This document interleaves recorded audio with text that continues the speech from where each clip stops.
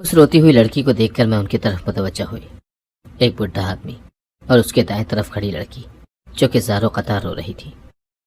मैंने आगे बढ़कर पूछा कि क्या बात है, क्यों रो रही हो? उस बुढ़े आदमी ने मुझे सर से पांव तक देखा और 50 रुपए का नोट मेरे कटोरे में डाल दिया। मगर मेरा सवाल वहीं खड़ा था। उस लड़की की आंखें सुर्ख हो रही थी। मैंने उस बुजुर्ग आदमी से कहा, क्या बात है? तो उस आदमी ने कहा, कुछ नहीं, मेरी बेटी है, वापस ससुराल जा रही है तो इसीलिए रो रही है। मेरा दिल भी उस लड़की के लिए नरम हुआ। मैंने उसको तसल्ली दी और कहा, रोते नहीं हैं, ऐसी हालत में सफ़र मुश्किल हो जाएगा। वैसे जाना कहाँ है?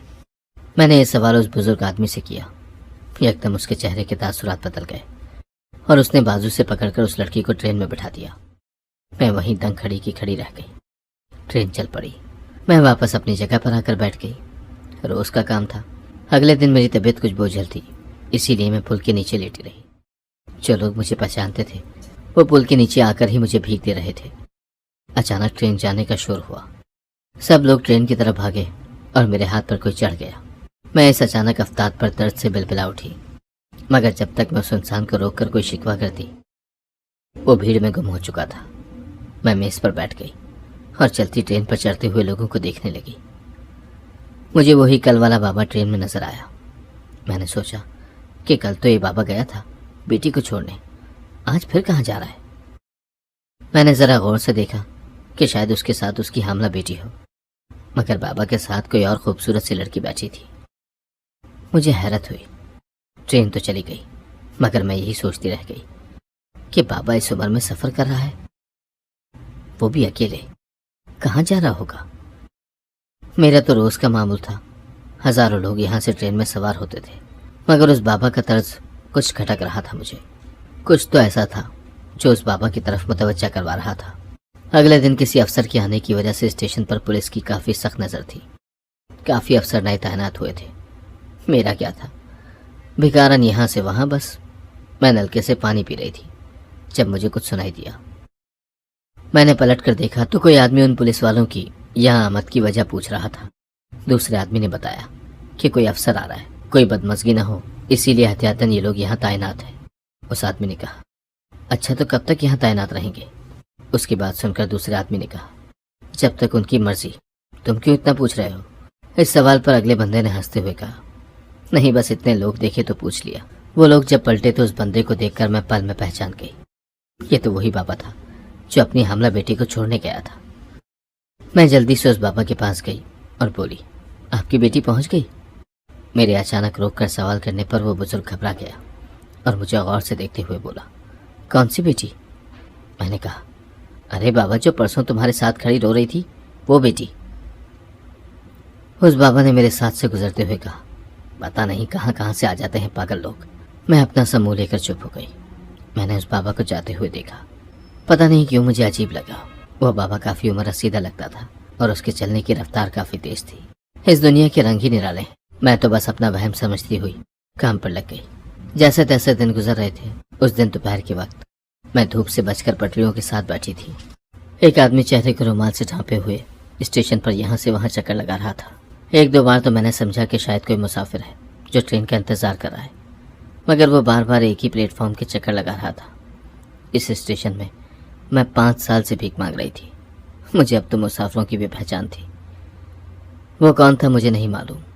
मैंने सोचा कि जाकर उससे वजह पूछ लूँ, क्या वजह है, कोई परेशानी ना हो। शायद वो रास्ता भूल गया हो। मैं अपनी चादर संभालती हुई पुल के उस पार जाकर पहुंची। वो इंसान बार बार झांक झांक कर पता नहीं क्या ढूंढ रहा था। मैंने कहा, क्या हुआ, किसी की तलाश है क्या? मेरे सवाल करने पर वो एकदम उछल पड़ा। मैं चूंकि उसके करीब खड़ी थी तो अब उसको सही से देख सकती थी, मगर उसने रुमाल से मुंह ढांप रखा था और काला चश्मा आंखों पर लगा रखा था।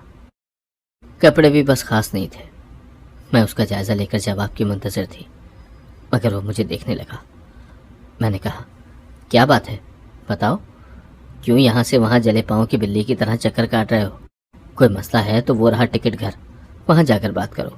वो आदमी सर हिलाकर टिकट घर में घुस गया। मैंने सोचा कि शायद कोई अनजान होगा, इसीलिए टिकट की वजह से परेशान था।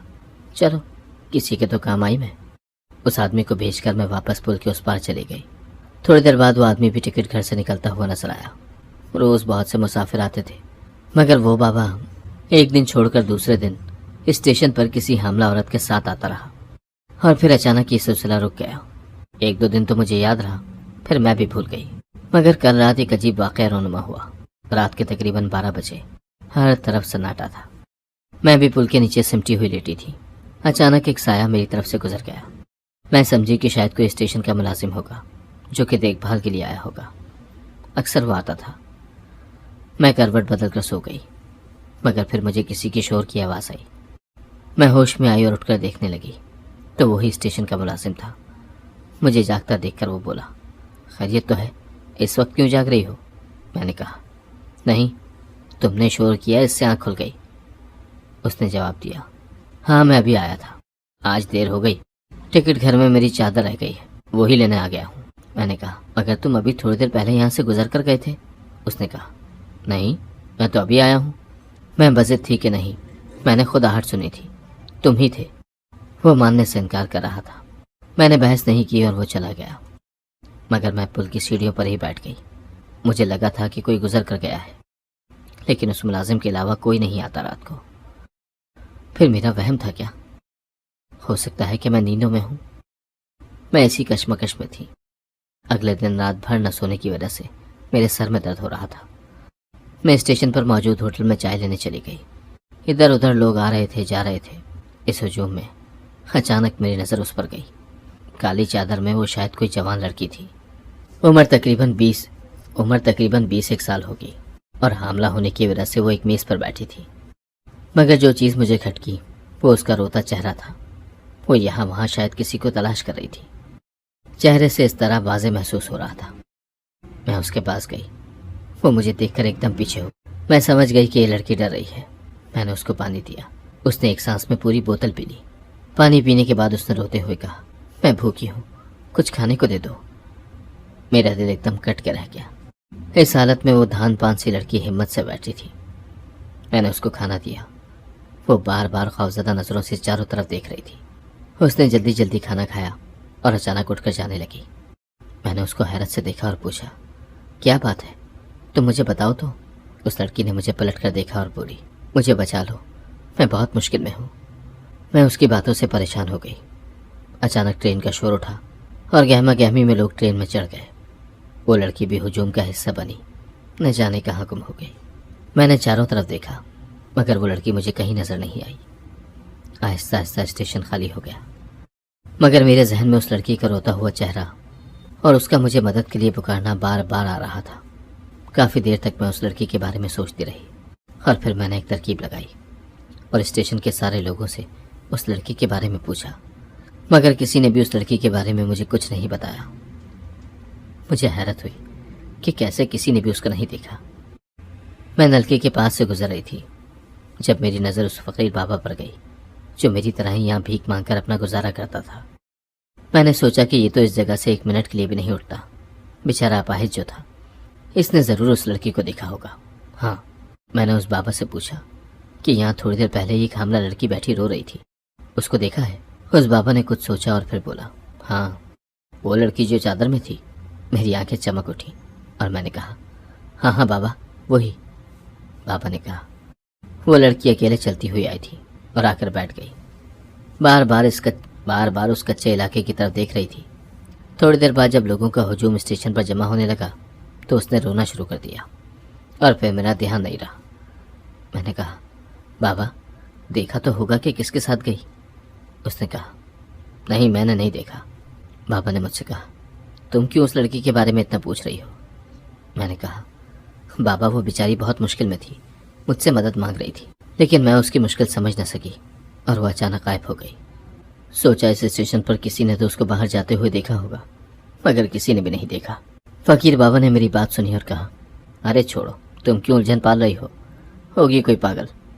मैंने कहा, नहीं बाबा, मुझे वो हुलिये से अच्छे घर की लग रही थी, लेकिन उसका ख्याल मेरे जहन से नहीं जा रहा था। मैं पूरा दिन हर ट्रेन के मुसाफिरों को देख रही थी। औरतें थीं, लड़कियां, हामला सब थीं, मगर वो मुझे कहीं नजर न आई। मैं उदास सी हो गई, न जाने वो किस अजाब से गुजर रही होगी। 2 दिन तक मैं उस लड़की की ताक में बैठी रही। مگر میرے سامنے نہ وہ دوبارہ اسٹیشن آئی اور نہ ہی اس کے بارے میں مجھے کوئی خبر ملی۔ موسم بدل رہا تھا، دن میں قہر کی گرمی ہوتی اور رات میں ٹھنڈ۔ جلد ہی سب لوگ اپنے ٹھکانوں پر پہنچ جاتے تھے، میں بھی جلد ہی ایک طرف سونے کے لیے لیٹ جاتی۔ رات کو سوتے ہوئے مجھے لگا کہ شاید کوئی آہستہ آواز میں بات کر رہا ہے، مگر نیند کا غلبہ ایسا طاری تھا کہ میں نے زیادہ غور نہیں کیا۔ تھوڑی دیر بعد مجھے کسی کے قدموں کی آہٹ سنائی تھی۔ میں فوراً بیدار ہوئی اور آنکھیں مسلتے ہوئے اندھیرے میں دیکھنے کی کوشش کرنے لگی، مگر مجھے کچھ نظر نہیں آیا۔ میں آگے کی طرف دیکھ رہی تھی جب مجھے احساس ہوا جیسے کوئی میرے پیچھے کھڑا ہے۔ ایک پل کو مجھے خوف نے آ گھیرا، مگر میں ہمت کر کے پلٹی۔ سامنے کا منظر دیکھ کر میری جان حلق میں آ گئی۔ میرے سامنے ایک دراز قد کا آدمی کھڑا تھا، اس نے اپنے آپ کو مکمل طور پر ڈھانپ رکھا تھا۔ میں نے اپنے بستر کے نیچے ہاتھ مارا کہ وہاں سے ٹارچ نکال کر اس کو دیکھ سکوں، مگر وہ میری طرف دیکھ کر تیزی سے وہاں سے بھاگنے لگا۔ میں نے اس کو بھاگتے دیکھا تو ایک پتھر اٹھا کر اس کے پاؤں میں دے مارا۔ وہ لڑکھڑا گیا مگر جلد ہی سنبھل کر بھاگنے لگا۔ میں نے بھی سوچ لیا تھا کہ آج اس کو کسی بھی حال میں نہیں چھوڑوں گی۔ میں ہانپتی ہوئی اس کے پیچھے بھاگ رہی تھی۔ اب وہ اسٹیشن کی حدود سے دور نکل آیا۔ مجھے ٹھوکر لگی اور میں زمین پر گر گئی۔ میں نے اٹھ کر اس کو دیکھا تو نہ جانے وہ کہاں غائب ہو گیا۔ مجھے حیرت ہوئی یہ بات سوچ کر۔ میں نے چند ایک قدم آگے بڑھ کر دیکھا مگر وہ مجھے کہیں نہیں ملا۔ میں نے جب ارد گرد دیکھا تو میری بچی کچھ ہمت بھی جواب دے گئی۔ میں رات کے اس وقت ویرانے میں کھڑی تھی، دور دور تک بندہ نہ بندے کے ساتھ۔ مجھے اس جگہ سے خوف محسوس ہوا۔ میں فوراً واپسی کے لیے پلٹی، مگر پھر مجھے وہی احساس ہوا کہ کوئی پیچھے سے میری جانب بڑھ رہا ہے۔ میں نے پلٹ کر دیکھا تو میرے اوسان ختم ہو گئے۔ مجھے لگا یہ بھیانک خواب ہے۔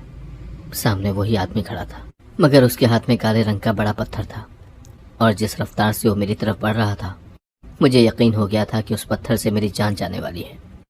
میں نے اندھا دھند بھاگنا شروع کر دیا۔ راستے میں پتھر، کانٹے، کیا کیا تھا، میں ہر چیز کو نظر انداز کرتے ہوئے بھاگ رہی تھی۔ اس وقت مجھے کسی چیز کی کوئی فکر نہیں تھی۔ فکر تھی تو بس اپنی جان کی، جو اس وقت خطرے میں تھی۔ میں نے بھاگتے ہوئے پلٹ کر دیکھا تو وہ ابھی بھی میرے پیچھے ہی بھاگ رہا تھا۔ اس کے پاؤں میں شاید زخم گہرا تھا، اسی لیے بھاگنے میں اس کو دشواری ہو رہی تھی۔ مجھے لگا کہ میں نے اپنی مدد آپ کی ہے جو اس کو پتھر دے مارا۔ کم سے کم مجھے یہاں سے بھاگنے اور اپنی زندگی بچانے کے لیے وقت تو مل رہا تھا۔ دور تک بھاگنے کے بعد مجھے کہیں ایک کونے میں روشنی نظر آئی۔ میں سمجھ گئی کہ یہی اسٹیشن کا راستہ ہے۔ میں اور بھی تیزی سے بھاگنے لگی، مگر اچانک میں کسی سے ٹکرا گئی۔ میں نے دیکھا کہ کون ہے وہ جس سے میں ٹکرا گئی۔ وہ اسٹیشن کا ملازم تھا۔ مجھے کچھ ڈھارس ملی تھی۔ اس ملازم نے میری غیر ہوتی حالت دیکھی تو پریشانی سے پوچھنے لگا، کیا بات ہے؟ ایسے کیوں ہوا کے گھوڑوں پر سوار ہو؟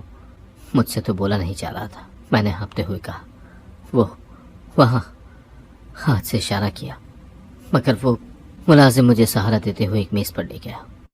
وہاں مجھے پانی لا کر دیا۔ میں نے وہ پانی پیا۔ کچھ سانس بحال ہوئی تو میں نے اس ملازم کو بتایا کہ میرے پیچھے جو آدمی تھا وہ اسٹیشن پر آیا تھا۔ مجھے لگا کہ کوئی ڈاکو ہوگا جو نقصان پہنچانے آیا ہوگا۔ میں نے اس کا پیچھا کیا، الٹا اس نے مجھے ہی زخمی کر دیا۔ اس ملازم نے کہا، وہ بندہ کہاں ہے؟ میں نے کہا، وہ پیچھے تھا، تم نے دیکھا نہیں کیا؟ میں نے اتنا کہا تھا۔ اس ملازم نے کہا، مجھے سمجھ ہی نہیں آیا تھا، ورنہ میں اس کو دیکھ لیتا۔ میں نے کہا، چھوڑو، اب کیا فائدہ کسی بھی بات کا جب چڑیا چگ گئی کھیت۔ مگر میں نے کچھ سوچ لیا تھا۔ اگلے دن میں پل کے پاس بیٹھی تھی۔ میری نظریں اسٹیشن پر آتے جاتے لوگوں پر تھی، اور اچانک میری نظر کو وہ دکھ گیا جس کا مجھے انتظار تھا۔ میں تیزی سے نیچے اتری اور اس حاملہ عورت کا راستہ روک گئی۔ اس لڑکی نے مجھے عجیب نظروں سے دیکھا۔ میں نے اس کا ہاتھ پکڑا اور ایک طرف لے گئی۔ اس لڑکی نے مجھے اپنے آپ سے چھڑوانے کی کوشش کی، مگر میں نے نہیں چھوڑا۔ میں نے اس لڑکی سے کہا، اگر تم چاہتی ہو کہ میں یہاں لوگوں کو اکٹھا نہ کروں تو مجھے بتا دو، تم ہو کون؟ میری بات سن کر اس لڑکی کے چہرے کا رنگ اڑ گیا۔ میں نے یہ بات واضح محسوس کی۔ اس لڑکی نے ارد گرد دیکھا اور کہا، میری مدد کرو، میں یہ سب ایسے نہیں کر رہی۔ میں نے کہا، تو مجھے بتاؤ کہ کیا بات ہے، میں تمہاری مدد کروں گی۔ اس لڑکی نے کہا، ہاں ابھی وہ کچھ کہتی کہ اچانک ٹرین آنے کا شور ہوا اور لوگ بہت تیزی سے ادھر ادھر جانے لگے۔ دھکے لگنے سے میں توازن برقرار نہیں رکھ سکی۔ وہ لڑکی بھی ادھر کہیں گم ہو گئی۔ میں نے بہت ڈھونڈا لیکن وہ مجھے کہیں نظر نہیں آئی۔ لوگوں سے بہت پوچھا مگر کسی نے نہیں دیکھا تھا۔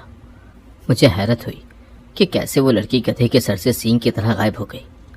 میں تو اس بات کو ماننے سے ہی انکار کر رہی تھی کہ کیسے کسی نے بھی نہیں دیکھا۔ میں ملازم کے پاس کھڑی تھی جب میں نے دیکھا کہ ایک آدمی لڑکھڑاتا ہوا چل رہا ہے، مگر جو بات مجھے کھٹکی وہ یہ تھی کہ اس آدمی کے اسی پاؤں پر چوٹ تھی۔ میرے ذہن میں رات والی ساری صورتحال یاد آ گئی۔ میں نے جا کر اس آدمی کو گھیر لیا۔ وہ وہی بزرگ تھا۔ مجھے حیرانی ہوئی، مگر اس بڈھے بابا کے چہرے پر بلا کا سکون تھا۔ مجھے دیکھ کر اس نے کہا، میں جانتا تھا تم مجھے بہت جلد ڈھونڈ لو گی، مگر اتنی جلدی یہ نہیں سوچا تھا۔ میں حیران ہوئی کہ اس بڈھے کو پتا تھا کہ میں اس کو تلاش کر رہی ہوں، تو میں اس پر نظر رکھ رہی تھی۔ یہ بات وہ جانتا تھا۔ میں نے کہا، دیکھ بابا، تو جو بھی ہے اب مجھے پتا چل گیا۔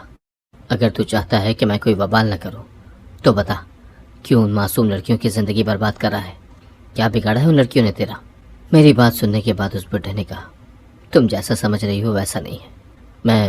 میں تمہیں سب کچھ بتا دوں گا، مگر اس کے لیے تمہیں میرے ساتھ چلنا ہوگا۔ میں نے کہا، میں تم پر اعتبار نہیں کر سکتی۔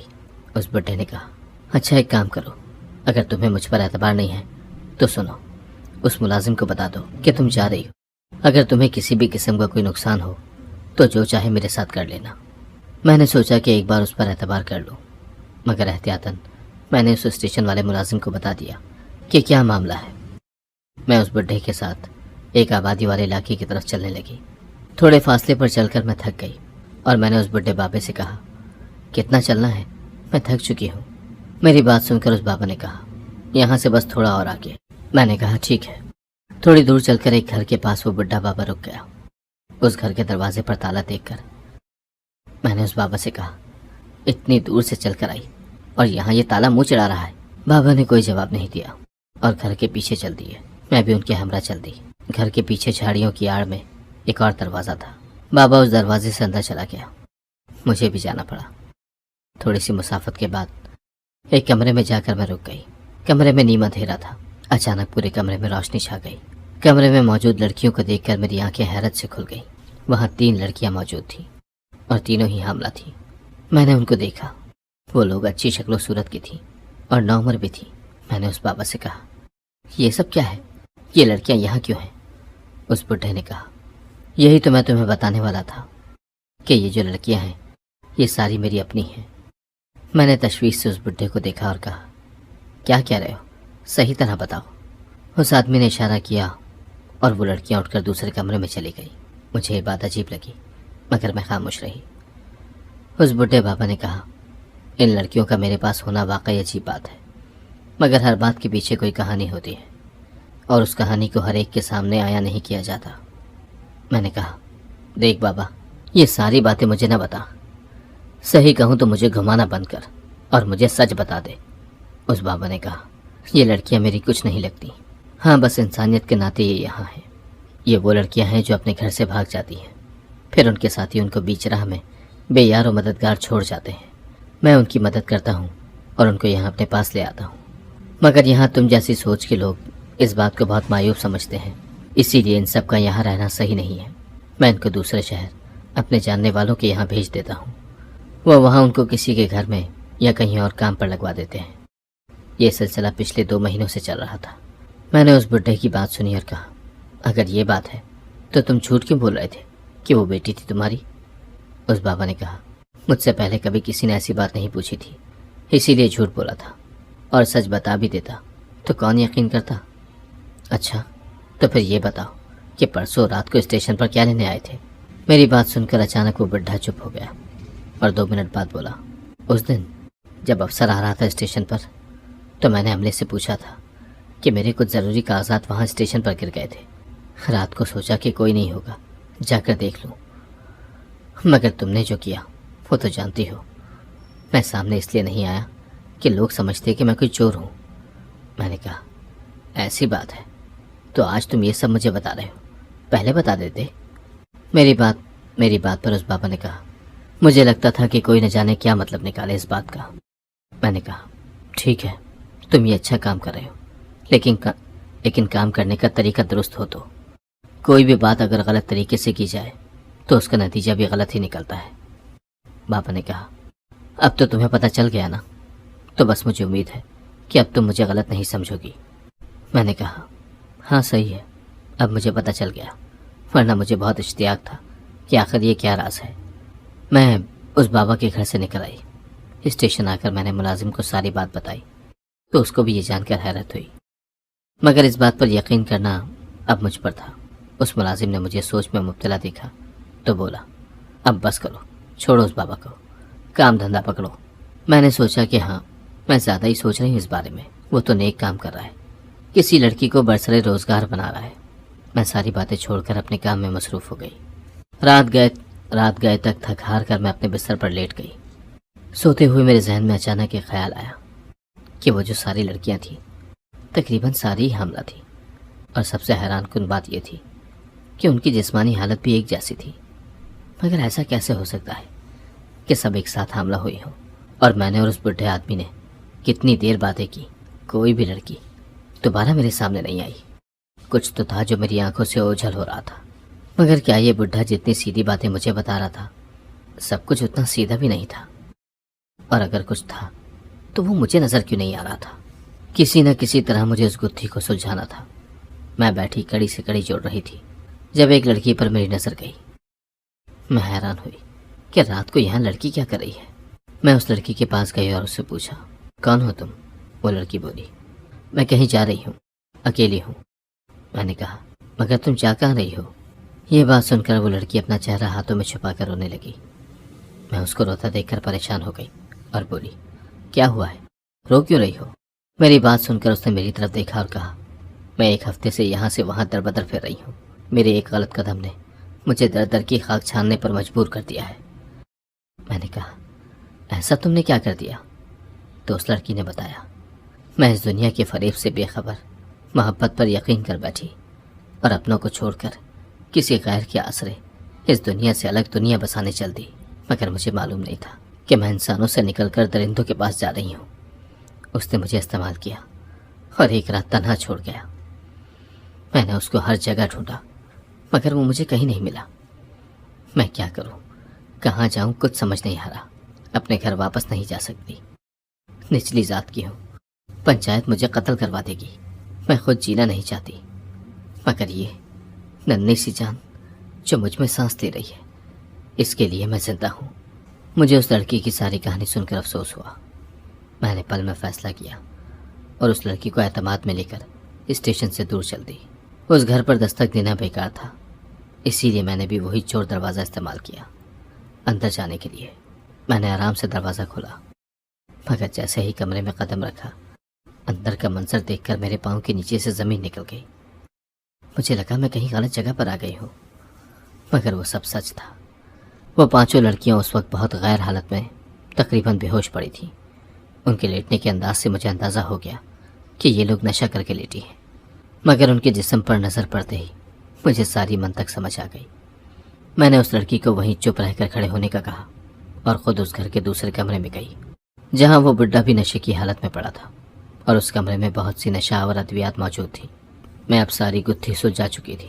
اس لڑکی کے ہمراہ جلدی سے واپس اسٹیشن پر پہنچ کر میں نے اسٹیشن ماسٹر کو ساری حقیقت بتائی۔ ساری بات تفصیل سے سننے کے بعد اس نے کہا اس وقت تو کچھ نہیں ہو سکتا، صبح اٹھتے ہی ہم اس جگہ پر چھاپا ماریں گے۔ میں نے کہا ٹھیک ہے، مگر ابھی چل کر ثبوت تو ضبط کر لیں۔ اسٹیشن ماسٹر 4 اہلکاروں کے ساتھ اس جگہ پہنچ گئے۔